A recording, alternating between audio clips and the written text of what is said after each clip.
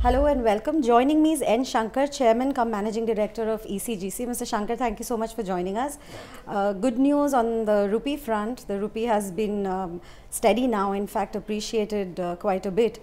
So, what's the outlook for Indian exports this year? Yeah, I would say that in the current year, that is 2013-14, Indian exports are set to grow. In the last Board of Trade meeting, which was held by under the auspices of the Commerce and Industries Minister, exporters were forthcoming and they were saying that this year they will even exceed the target of $325 billion fixed for the current year.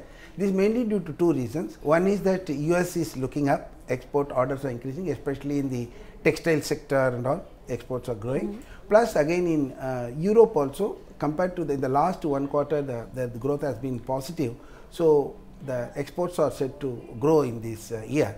Of course, rupee depreciated very much earlier, but it has come up. I think now it will stabilize this level, and then it will be good for those exporters where there is not so much of import content. As you know, if there is a import content high, then the value addition to that extent only they will get the benefit. But where the import content is not very high, like you see, look at the handicrafts or like brass wares and all, there it will be a pure profit for the Indian exporter. That is a rupee depreciation is good news for such sectors. Okay, ECGC, you were telling me, has also is also pushing awareness about Indian exports in several countries. Can you tell us about the efforts? Actually, ECGC now, ECGC has got a branch in each of the export sectors in India, especially wherever you have got the export clusters in India, we have a branch there, and we are trying to offer two types of covers. One cover is to the Indian exporters, where we take the risk on the overseas buyers, and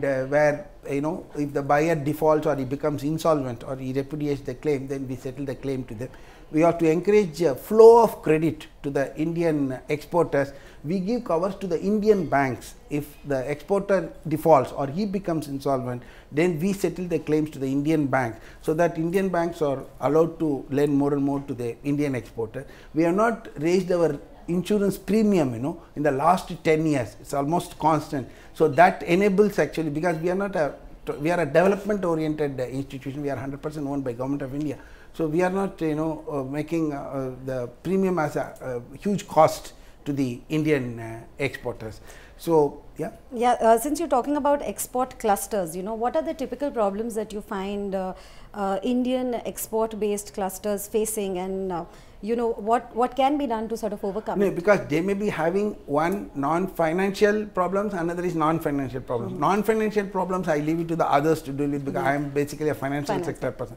In financial sector, the credit only, like normally if you see the credit availability to the Indian exporter, the problem is that the commercial banks, if you have to set up offices in rural areas and all, it involves huge administrative cost. So naturally the cost of credit which is given to the Indian exporters will also go up. That is why we have to find a way of giving low cost credit to the Indian exporters, especially in the clusters. That is the major problem. That's why there should be some sort of a group approach, where this cost of credit has to come down. It's interesting that you mentioned finance, because particularly working capital, a lot of export based SMEs and MSMEs who are in industrial clusters find it very difficult to actually get that kind of finance. So what is how is ECGC perhaps helping exporters overcome this? For this only I was just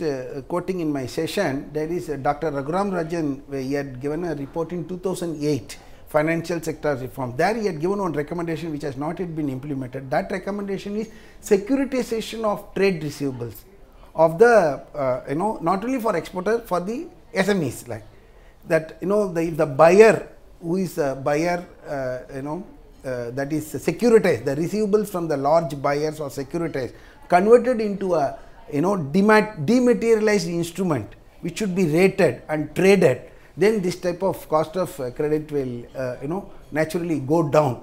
So this we have to see, like now whether this can be implemented. This is one of the suggestions, like because even in factoring you find that we were trying to support factoring, but the cost is high. And the default rates is also high. You don't get the import factors who are ready to cover our policies. So this one idea, I hope something will happen. In fact, it's interesting that you spoke about ratings as well, because the Planning Commission has been saying that 2014 onwards industrial clusters should be rated. How do you see that impacting the availability of finance for? Naturally then banks will be in a better position to choose the cat, because the track record has to be good, then they can lend. Normally the fear is that a person who defaults may spoil one rotten egg, spoil the whole basket. That is how it happens, so the cost of credit is higher for other people also. So the basic problem is the rating will enable you to remove the low rated from the high rated, then you will be able to reduce the cost to the better performance. Okay sir, thank you so much. Thank you.